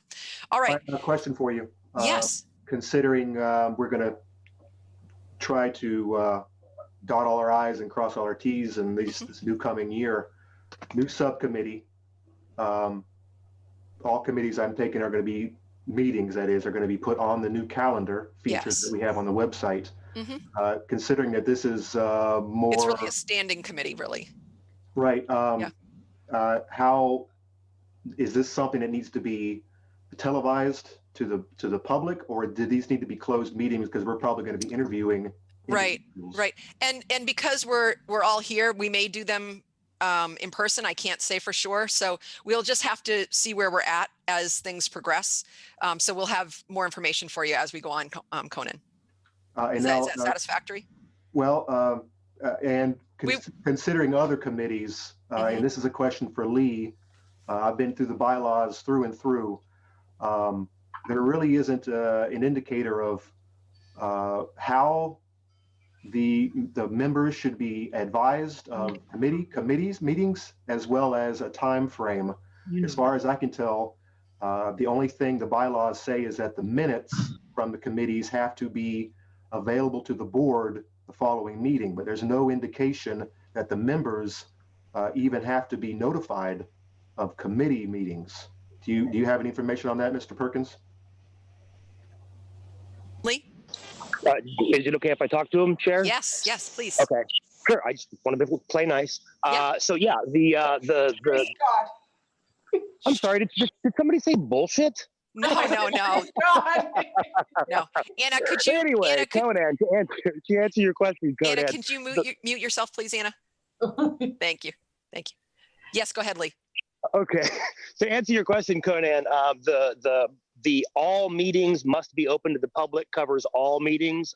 I think if you have a committee meeting that ends up turning into an interview, there's nothing wrong with having the open part and then, closing it for the non-public interview process. There is some question as to some people as to whether or not you have to send out an email notification for every meeting. My understanding of the bylaw was always that if it is a regularly scheduled thing, like a monthly board meeting, it's the first Tuesday of every month at 5:30. That's a standing thing that you can say, unless we tell you otherwise, that meeting is going to happen. So if you're going to meet finance committee, say third Wednesday of every month, once you put that word out there, as long as that doesn't change, you're not obligated to tell people every month after month, because essentially what would happen is your membership would just get inundated with, 15 emails a month. And that wasn't the idea. The idea was to let them choose to come to the meetings if they wanted to. Does that answer your question? That is exactly my interpretation. And I just wanted to get more, since you did put those bylaws together, am I correct? I did, and then Daryl broke them, but I'm going to fix them later. Daryl who, Perry? Yeah. I wasn't, I didn't realize there were any changes that were made to them. Yeah, they got adjusted a couple of times, and there's some housekeeping needs to be done, and I think that's why there's so much confusion about some of them, but that can be dealt with later. Anyway, I'll let you guys go back to it. Excellent. Thank you. Okay, so the next part, Nick, are you still there? Nick Morton? Okay, Nick is going to give an operational update for Cheshire TV, and then we have one more item and then new business. Okay, Nick. All right, so I've been working on a couple things to make the environment more, not accepting, but welcoming to the members. We're working on updating the website so that it's easier to find what you're looking for. Because before it was you had to search through 6 sub-menus to find things. So we're working on that. We changed the phone message finally. We figured out how to do that, so it's not the send you to a number that doesn't work anymore. We have a doorbell. We're in the process of getting that hooked up downstairs so people won't have to call when they come in. And also a magnetic sign on the door so new members and non-members can find us more easily. And Nick, tell them why we have to use the back door right now. Yeah, so because of COVID, the library's requiring that we keep the doors locked. So when members and non-members show up, they have to call and we have to go down and let them in. So we figured a doorbell would, alleviate some of that. You touched on it earlier. We created a calendar on the website. There was a problem with it earlier, but it's fixed now. The calendar is up in public, and that will include the upcoming meetings. And then that's where you can go to find the Zoom links for the meetings. I'll still continue to post them in the board of directors spot, just so there's no chance for confusion. The The last thing I have is the Nexus update. Right now, the date is January 5th for the install. That's because they have a couple things they need on back order, and they should all be in at that point. They're expecting a half a day of downtime for the station, and as soon as we get a confirmation that that's true, we can send out an email and post it, just so people aren't blindsided by it. And they also said that in the event the equipment that they need comes in sooner, they said that they can come and install it sooner. Excellent. Okay, and Nick, programming community and then COVID? So COVID, we are working on putting up a bulletin board with some signage. We are requiring that masks be worn inside the building. And that's about what I have for that. Mm-hmm. And then programming and community. We just had a couple of programs, and what do you have coming up a little bit? So there are a few new shows in the works. There have been a couple one-off projects working with the Hannah Grimes Center, the Kiwanis Club, doing the tree lighting. I'm in the process of working with the YMCA, see if they want to do anything. I believe we're up to 71 members now, 70, in the last 2 weeks, which is awesome. But I've been trying to reach out to members of the community and see if more people want to come in and, learn how to use the equipment and submit some programming to us. And a lot of people are getting really excited about it lately. Mm-hmm. Great. And Nicholas, what about live stream? Live streaming. So I'm looking into that right now. I believe the only problem that we had with the live streaming in the past is that they started charging us for it with the software that we were using. But I found a way where we can stream to the website without having to pay a subscription. All we would need is to purchase an encoder to get it up into the internet. But we wouldn't have to pay a recurring subscription fee. Okay. Yep. So we may know more about that in the next upcoming weeks then, I guess. Yeah, that's on my list to do this week. Okay. All right. Lee, you have your hand up. I don't know if it was not taken down or not. Do you have a question? Yeah, I do. I just wanted the clarification. I want to make sure I heard correctly. You've got the, is it Access AV that's doing the installation of the Nexus in January? Correct. And you said that they're telling you that you have to be down for half the day? While they update the system. So you really should be able to continue broadcasting while they do that, and then the handover should only take about 5 minutes. You don't have to go down, and I can tell you in my experience, and ask Rick, ask anybody, the phone will ring all day, no matter how many emails you send out, and people will freak out. Trust me, it's better if you just stay on the air and at the last minute have Access AV do the handover. And like I said, the process, we've done this before. It's less than 5 minutes. So double check with them.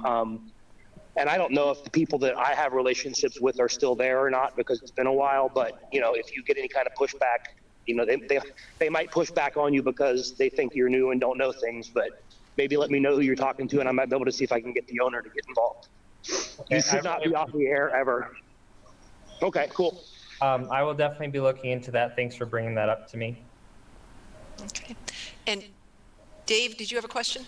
Well, I did. I wanted to talk to the COVID bit just a little bit, and I just ask if you had considered. I go in for a camera kit, and I either follow somebody up the stairwell or jump in the elevator. I don't jump in the elevator, or we split part ways, whatever. But a curbside or out the back door might be a nice way to do that. Nobody has to go into the building to simply pick up a kit and a tripod, as long as we don't, get it wrong or somebody doesn't say, hey, do you have this also or whatever. But and that might be a handy thing to use with renewals of memberships and stuff like that too. Like I'm not sure how many of the people I work with, some just won't go anywhere. Some people are fine, Right. but that's more and more. That's the type of thing I'm doing. Is if I have to go in a place, I often don't. And the other piece would just be that I had asked a while ago for about edit computers. I saw that in the minutes about laptops that could go out for people to do editing. And I'm just going to suggest that operationally is a really great idea. You guys have, you can afford it. You could put a Adobe on 1 or 2 nice laptops that people could take out and do their edit work at home. It's a drop in the bucket.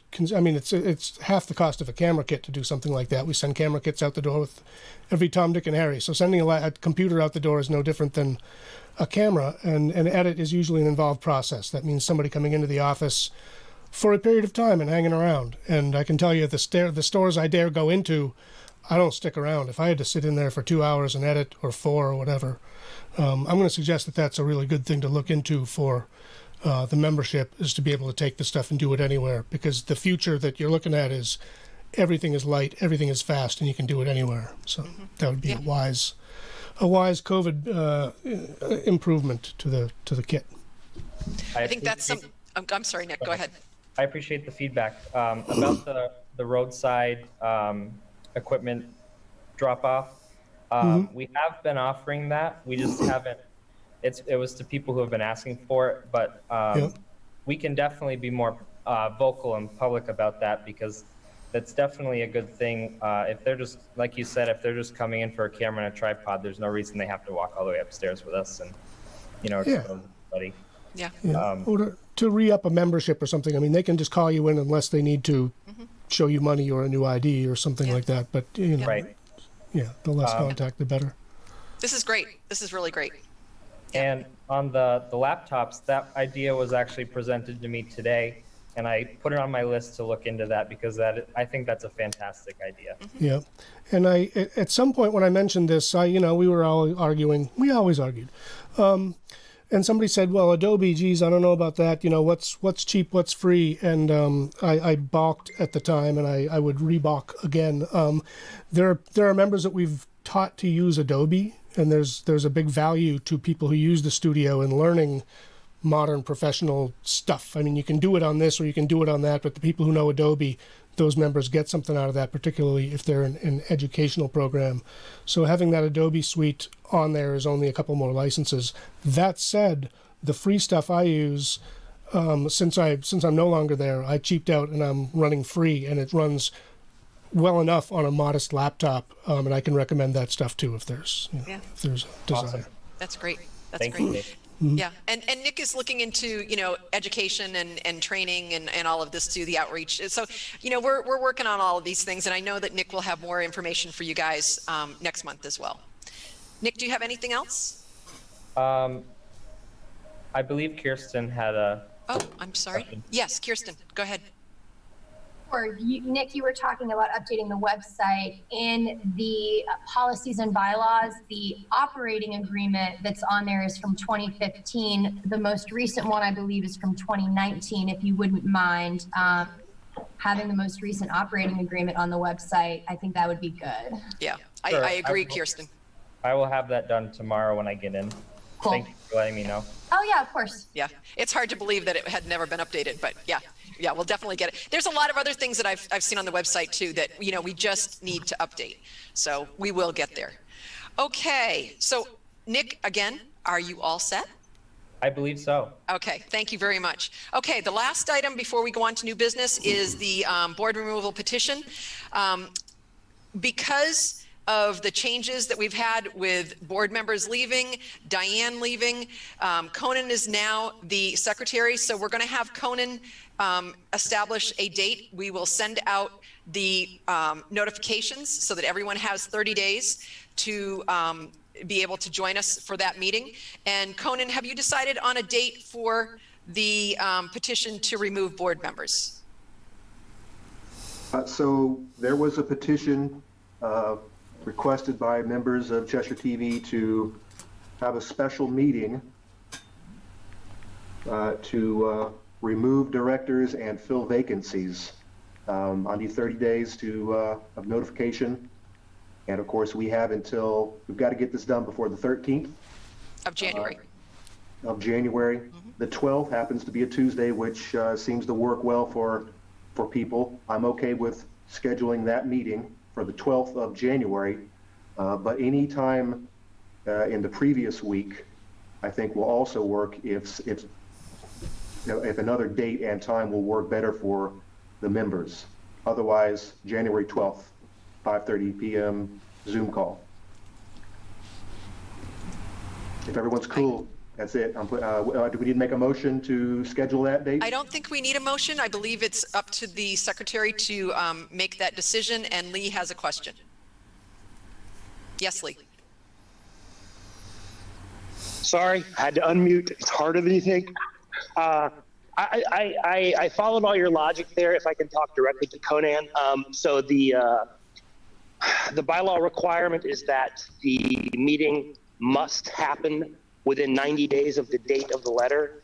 The 13th is the deadline. So if anything goes wrong on the 12th, then the meeting has to happen on the 13th, and you would not be able to give anybody notice. You need to give everybody at least 10 days notice.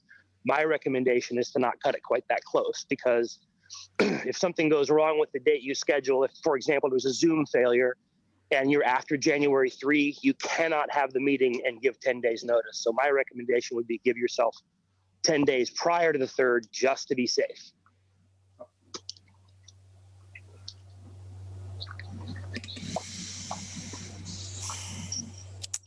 Christina has a question. Yeah, so I think where we're at now, because we do need to give 30 days notice to the membership before that meeting happens, that I think really the best, if you wanted it early, would be just the week before. I think planning for the Armageddon or something on a particular day isn't really how we should do it. But if we have to give 30 days notice, and we are almost into December 2nd, for the secretary to give that notice, and then of course that's a weekend. So, I mean, I would just say that the only other option would be the week before that. But the week before that on Tuesday is a regular board meeting. So that's just my input there. If I could, Madam Chair. Yes, Lee. Just for clarification, you are only required to give 10 days notice. So that gives you a little more It leeway. said 30 days on the sheet. I don't know. Maybe I was just reading it differently, but You don't. I'll say that's this okay. again. That's just, okay. just trying to help. If it's only 10 days, that's great. Conan, as the secretary, can schedule it without the board's involvement if he wants to review the bylaws to be 100% sure that it's 10, not 30. My advice was just advice. I know I'm being overly cautious, but there's, I'm a cautious guy. So maybe Conan looks up the bylaw and then decides from there. Section 5.04, I'm sorry, 5.03, special meetings shall be held at least 30 days and no more than 90 days after being called. This is a special meeting. But that's the requirement for holding them between 30 and 90 days. The notice is different. So that bylaw is accurate. You have to hold the meeting at least 30 days after it's called, but not more than 90. Again, I'd say we can talk, you and I could talk tomorrow. We can talk about, I can find the bylaws. I'm not in my house right now. And I can find that section for you. It doesn't require the entire board's involvement. Okay, just one sec. Kirsten?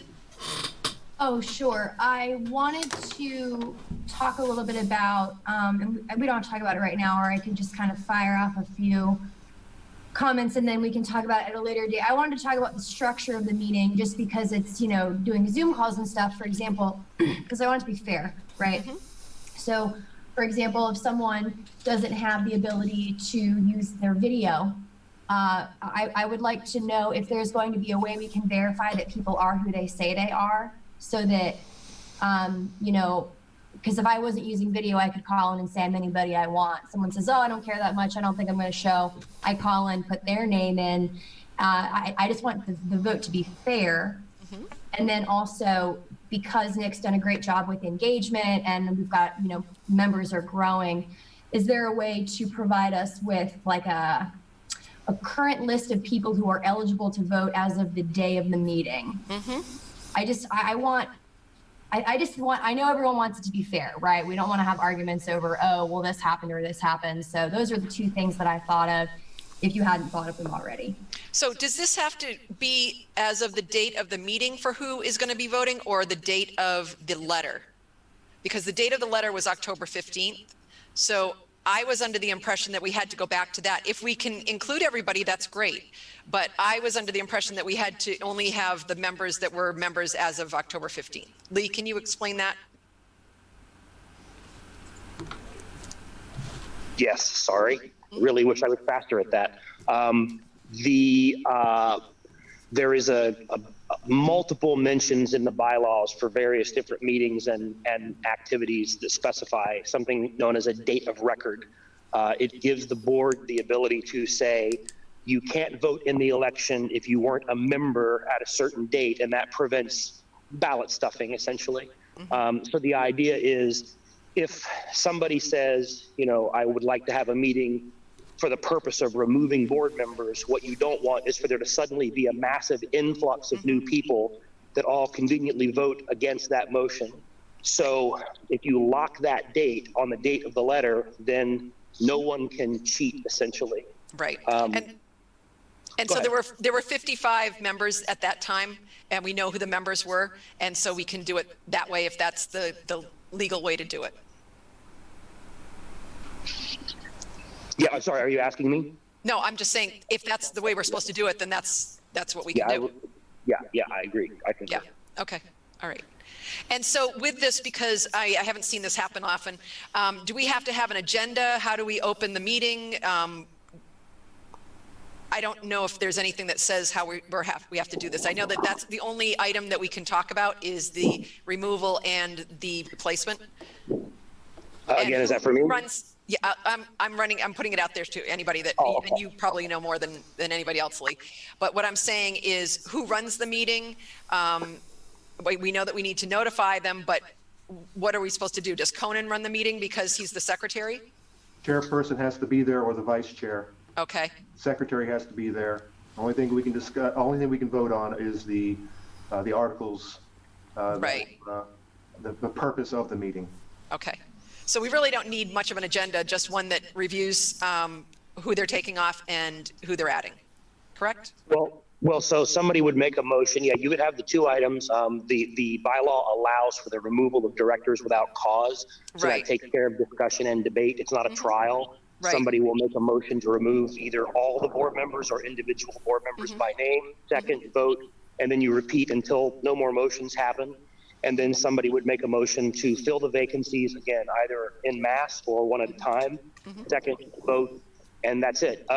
One thing to point out is, if the membership as a group removes any of the officers, as soon as the two items are done, then the meeting has to immediately come to an end, because the next logical process would be a regular board meeting, at which time they would get new officers. And then that would have to be noticed to the membership, just like standard, you know, it's a weird thing, but there's parliamentary procedure that explains it, and it's basically a meeting with only two purposes. You do thing one, then thing two, and then the meeting is over. Right. And it only requires 10% of the membership to make this decision? It requires 10% of the membership at the time the letter was signed. So 6 people. It requires 6 people to make that decision for everybody. Oh, I suck at math. Well, it was 55, so. Yeah, 5.5 people. You get a really short person, you're golden. Right. Okay. Conan, do you have any other questions regarding this? Or does anyone else have any questions? Okay. Conan, do you want to decide on a date, Conan, or not? I will look at my calendar. Okay. And the bylaws, and it does say 10 days, by the way. Okay, great. And great. We'll get that mailed out to the members. Okay, so Conan, you and I can talk. And put on the calendar. Yes, and on the website, and yeah. Yep. By the way, I noticed I'm looking at the avatars here, and I noticed there's a second Kirsten Klaus. Or am I just seeing things? Hi, sorry. Yep, I have it pulled up on my phone because I had to step away, so I couldn't take you with me. Because you were just talking about people voting twice, or people who Hey, I will not. I didn't know if you were. I didn't know if you were testing the system already to see you're on it, playing our game. Conan, no. You're Okay. testing us, aren't you? Yeah, no. No, So I had to walk away and I didn't want to miss anything. So. yeah, no problem. Okay, so we're going to leave it that Conan will get back to us. He knows the deadline. We know that we only have to offer you 10 days for the membership to be notified, and we will go from there. Conan, are you good with everything for that? Awesome. All right. New business. Let's see. Steve Hooper, did you have something that you wanted to add for new business still? Madam Chair, I had that input during the finance committee. So that was the input from the City of Keene. Yeah, thank you. Thank you very much. Okay. Is there anything else that anybody else would like to add for new business? Oh my goodness. I think we might be at the end of the meeting. If you want, I can make something up. No, Lee, I don't really need to have you make anything up. But what I do want to do is I want to thank you guys, because this has been one of the most enjoyable meetings that I have had since I have been the chair. So I'd like to get a motion to adjourn. Next meeting, same time, first Tuesday of the month. Yep, next meeting will be January 5th. But we'd like to get a motion to adjourn, and let's see. Yeah, motion. It'll be January 5th, 2021, 5:30 Zoom webinar, just like this one. If it works, that's great. If it doesn't, then that stinks. But we're going to do the best that we can. And this is how we want to have our meetings. We want to have them so that people are able to talk and not be talked over. Dave Payson, you had a hand up? I'm moving to adjourn this meeting. Awesome. Second. Christina Germano seconds it. Any further discussion? Seeing no hands, no discussion. Let's see, we'll vote. Steve? Yes. Christina? Yes. Conan? Yes. Dave Payson? Yes. And that is it. So unanimously approved to adjourn the meeting tonight. And our next meeting is Tuesday, January 5th. And it's at 5:30 on a webinar. Thank you all for joining us tonight. Thank you so much. Good night. Thank you. Take care.